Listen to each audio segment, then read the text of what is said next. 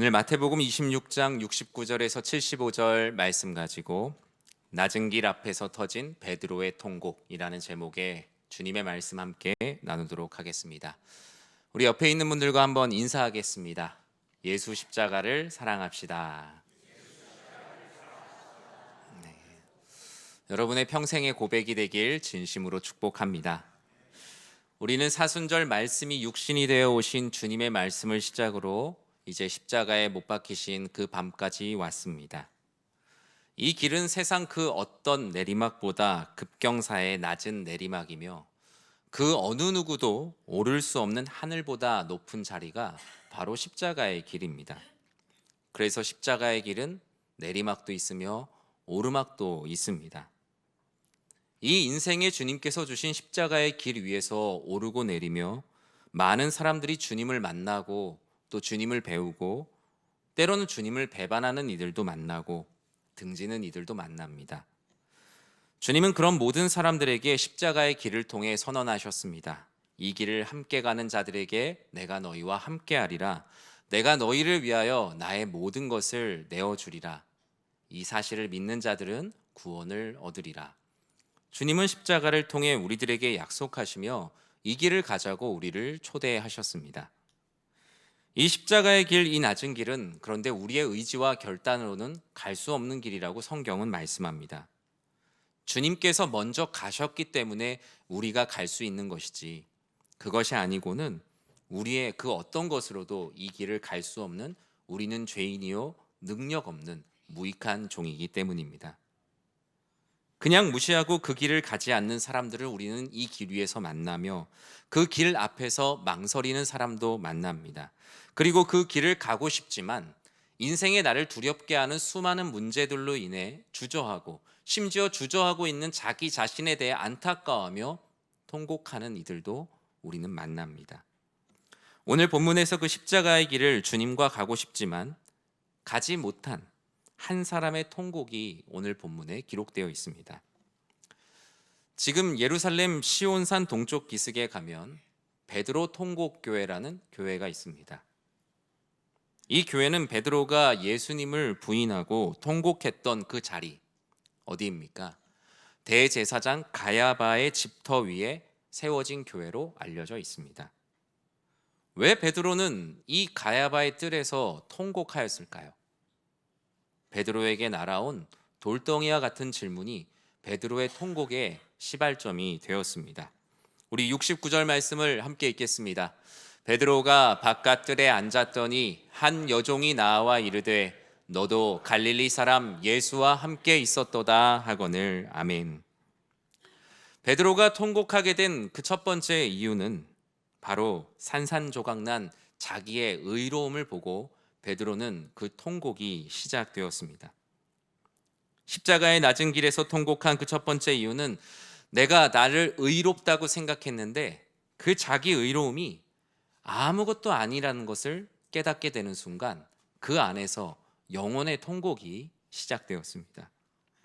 베드로는 누구보다 자신 있던 사람입니다. 각광받던 제자로 자신감이 있었죠. 그런데 이 자신감은 어느새 자기 중심원을 그리면서 자신도 모르는 사이에 자기 의로움이 되어 있었습니다. 사람들 앞에서 베드로는 늘 말했죠. 모두 주를 버릴지라도 나는 주님을 버리지 않겠습니다.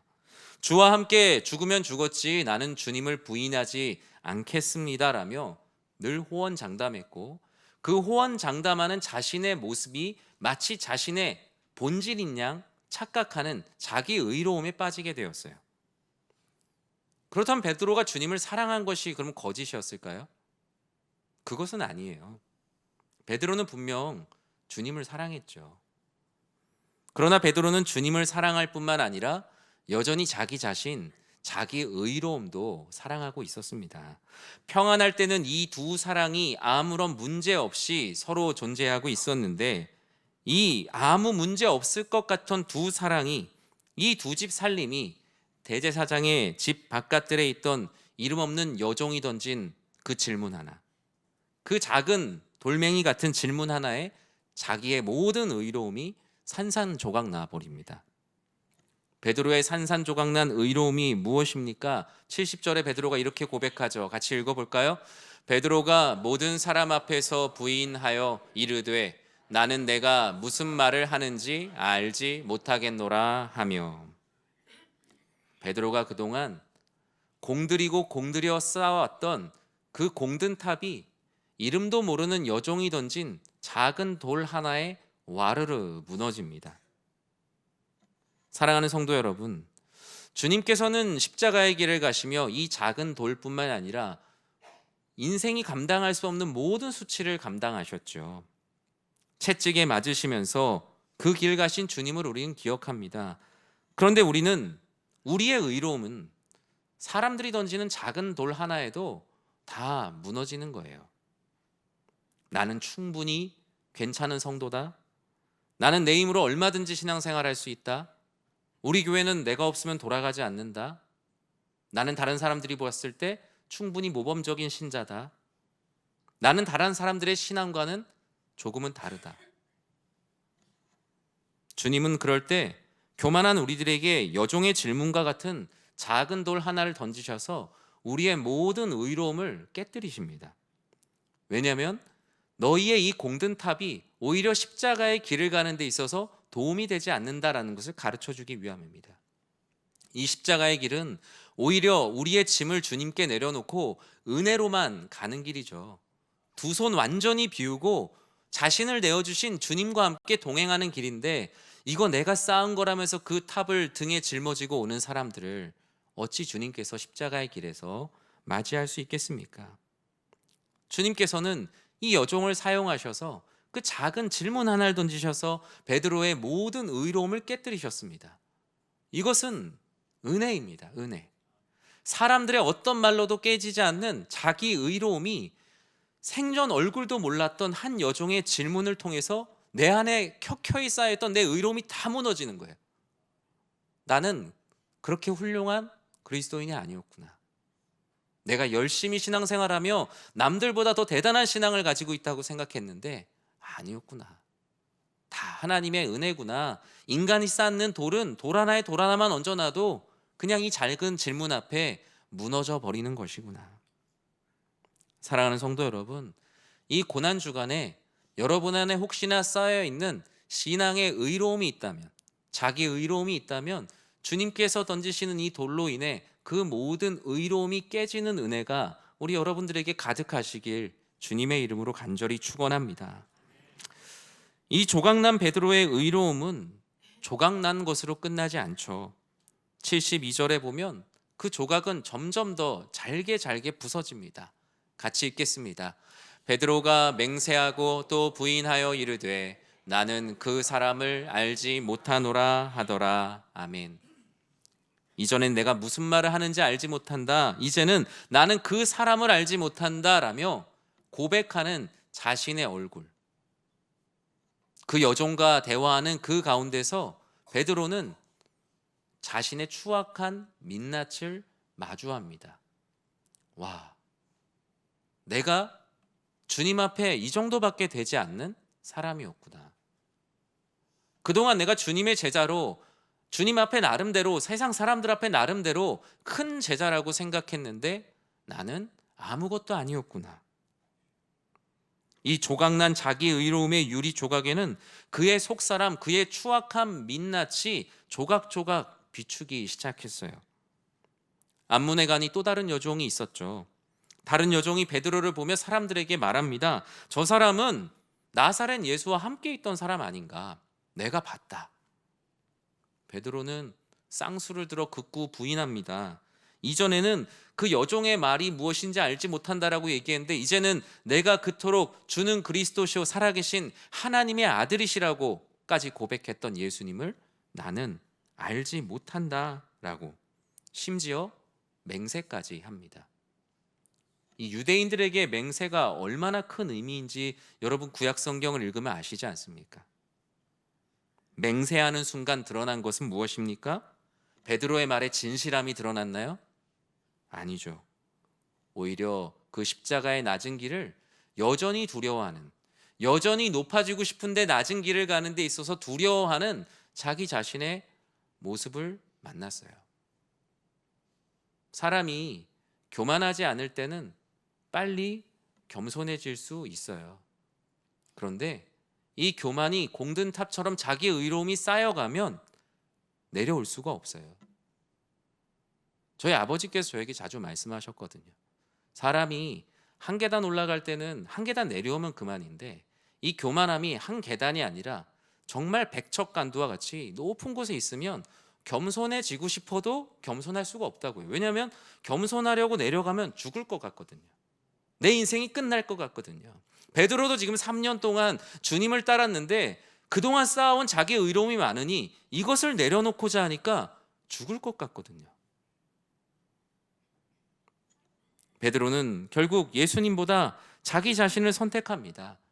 잡히기 싫어서, 손해보기 싫어서 십자가의 길, 그 낮은 길 위에서 필요한 자기 부인이 되지 않는 찡그린 자신의 추악한 민낯을 대면하게 되죠. 베드로가 그 가야바의 뜰에서 발을 구르며 억울하다고 주님을 부인하고 맹세할 때 그 발구름의 땅의 밑에는 누가 계셨습니까? 예수님이 계셨죠. 그 베드로가 그 가야바의 뜰에서 나는 아니라고 발을 동동 구르면서 부인하는 그 땅 밑에 예수님이 계셨어요. 대제사장의 뜰 아래 깊고 어두운 지하 감옥에 홀로 결박당해 계셨습니다. 그런데 정작 은혜를 입은 베드로는 자신의 발밑에서 고통받으시는 주님의 머리에서 조금이라도 피해를 볼까봐 발버둥치며 자신을 살리는 주님을 저주하고 있는 추악한 자신의 민낯을 점점 만나고 있으니 그가 어찌 통곡하지 않을 수가 있겠습니까? 사랑하는 성도 여러분, 우리도 별반 다르지 않습니다. 우리가 입술로는 주님을 찬양하지만 주님의 이름으로 조금도 피해를 입지 않으려고 주님을 부인하고 심지어 맹세하고 숨기고 살아가는 삶이 있을 때가 있지 않습니까? 나는 부인하지 않았다, 나는 맹세하지 않았다라고 말하지만 무관심으로 방관자로 살아갈 때는 없습니까? 베드로가 왜 울었습니까? 나를 사랑하시는 주님과 그런 주님을 사랑하지 못하는 자신과 대면했기 때문이에요. 베드로가 더 통곡할 수밖에 없었던 오늘 본문에서 말하는 가장 큰 통곡의 이유를 75절은 다음과 같이 말씀합니다. 잘 아시는 말씀이죠. 우리 같이 읽겠습니다. 이에 베드로가 예수의 말씀에 닭 울기 전에 내가 3번 나를 부인하리라 하심이 생각나서 밖에 나가서 심히 통곡하니라. 아멘. 베드로가 가장 크게 울었던 이유가 무엇입니까? 내가 이런 놈인데도, 내가 이렇게 추악한 민낯을 가졌는데도, 내가 자기 의로움으로 똘똘 뭉쳐있는 사람인데도 그 모든 죄를 덮어주시는 주님의 완전한 사랑에 부끄러워서, 너무나 부끄러워서 베드로는 심히 통곡했다라고 기록을 합니다. 산산조각난 자기 의로움과 추악한 민낯까지도 사랑하시고 덮어주시는 그 주님의 십자가, 그 낮은 길에서 펼쳐지는 완전한 사랑 때문에 베드로는 통곡을 한 것이죠. 베드로가 통곡한 것은 단순한 후회, 자괴감, 슬픔, 부끄러움만은 아니에요.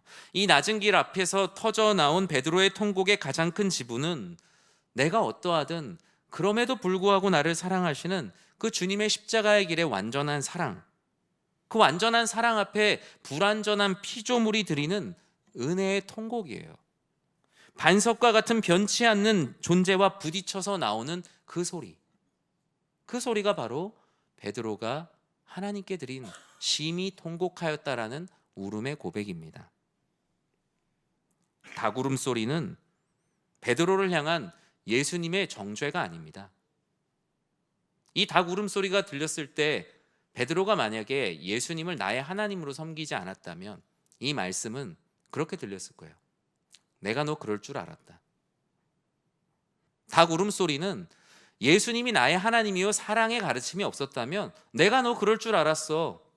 나를 따른다고 호언장담하더니 너 그럴 줄 알았어.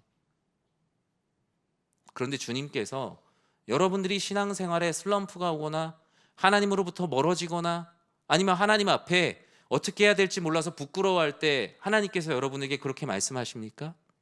그렇지 않으시죠. 예수님이 여러분에게 너 그럴 줄 알았어라고 얘기하시지 않습니다. 끝까지 사랑하시죠. 이 예수님께서 닭 울음소리를 통해서 들려주시는 그 마음은 그럼에도 불구하고 나는 너를 사랑한단다라는 그 사랑의 음성이죠. 베드로는 이렇게 주님 앞에서 계속 십자가의 길을 배워갑니다. 주님은 베드로의 너의 연약함, 욕심, 의로움 그 모든 것을 내가 다 알고 너를 불렀다라고 주님은 말씀하세요. 베드로는 아마 그 순간 닭울음 소리에 여러 가지 많은 것들이 생각이 났겠죠. 내가 주님을 부인할 것을 알면서도 주님은 나를 끝까지 사랑하시고 발을 씻겨주시고 내 허무맹랑한 질문에도 다 답을 해주셨구나. 내가 부인할 것을 아시고도 친히 떡을 떼어주시고 잔을 내어주시며 너희를 위한, 바로 너를 위한 것이다 라고 말씀하셨구나. 이 예수님의 말씀이 기억나니 베드로가 할 수 있는 건 우는 것밖에 없었던 거예요. 거기서 무슨 말을 주님께 할 수 있겠어요? 거기서 내가 주님께 뭐 어떤 변명을 할 수 있으며 어떤 감사를 고백할 수 있겠어요? 인간이 한낱 피조물이 하나님의 은혜를 대면했을 때 할 수 있는 그 최고의 고백, 그것은 바로 베드로가 심히 통곡하였다라는 고백이에요. 물론 베드로는 이 심히 통곡한 후에도 예수님께서 십자가를 지시는 그 길에 같이 가지 못합니다. 계속 두렵거든요. 계속 배워가거든요. 심지어 예수님께서 부활하신 이후에 주님을 만나는 것도 어려웠던 베드로였죠. 하지만 그가 나중에 어떻게 됩니까? 나중에는 수천 명 앞에서 그리스도 예수의 복음을 전합니다. 자신의 목숨을 아까워하지 않고 그 낮은 길을 가는 십자가에서 배운 그 놀라우신 하나님의 지식과 은혜와 사랑으로 주님과 같이 똑같이 많은 영혼들을 섬겨요. 그것이 바로 베드로를 빚어가시는 하나님의 사랑입니다. 사랑하는 성도 여러분, 고난주간 우리들에게는 바로 이 베드로의 통곡이 필요합니다. 십자가의 낮은 길 앞에서 어쭙지 않은 우리의 의로움이 산산조각 나야 합니다. 죄인의 추악한 자기 민낯과 마주하며 스스로 교만했던 모든 것들을 내려놓아야 하고, 가장 중요한 것, 그럼에도 불구하고, 내가 이런 존재임에도 불구하고, 이렇게 하나님 앞에 아무것도 자랑할 수 없는 존재임에도 불구하고 우리의 연약함을 덮어주시고 완전한 사랑으로 주님의 은혜를 경험하고 통곡하는 자만이 바로 십자가의 길을 갈 수 있음을 꼭 믿으시기 바랍니다. 이 통곡은 하던 일이 잘 안 돼서 하는 실패나 좌절의 통곡이 아니라 오히려 실패나 좌절로 끝날 수 있는 인생을 구원하셔서 주님께서 주시는 은혜로 반응하는 피조물의 통곡인 것입니다. 말씀을 맺습니다. 우리 사랑하는 연희교회 성도 여러분, 십자가의 낮은 길 앞에 선 이곳에 모인 모든 우리 형제자매 여러분, 우리는 오늘 밤 주님께 드리는 귀한 찬양, 또 성찬, 기도의 자리로 나아갑니다. 찬양과 성찬은 세상 속에서 내가 잘한다라는 나의 의로움을 드러내는 것이 아니라 그 의로움을 산산조각 내는 시간입니다. 나는 아무것도 아니구나. 우리의 평생이 그래야 할 것이고, 특별히 예배를 드리러 오는 예배당에 들어올 때는 더더욱이 우리는 그래야겠죠. 내 믿음이 흔들리지 않았음을 증명하는 자기 의로움으로 완벽한 사람들이 부르는 노래가 찬양이 아니며, 베드로처럼 수없이 주님을 모른 척하는 사람들, 오직 나의 의로움과 가면 뒤에 추악한 민낯을 가지고 살아가던 이들이 주님을 만나 그 서툰 언어로 부르는 그 노래가 바로 주님께서 기뻐하시는 온전한 찬양. 부끄러운 자들의 노래, 부끄러워하는 자들이 모인 식탁이 바로 하나님께서 기뻐하는 예배의 자리, 성찬의 자리입니다. 앞서 말씀드린 베드로 통곡교회가 있는 곳의 지명은 갈리칸투라고 불렀어요. 갈리칸투. 이 갈리칸투는 라틴어인데 우리 한글로 닭이 꼬꼬댁하고 울죠. 예, 라틴어는 왜 갈리칸투라고 우는진 잘 모르겠지만 닭 울음소리를 표현한 말이에요. 그래서 베드로 통곡교회 십자가 위에는 지금도 닭이 있습니다.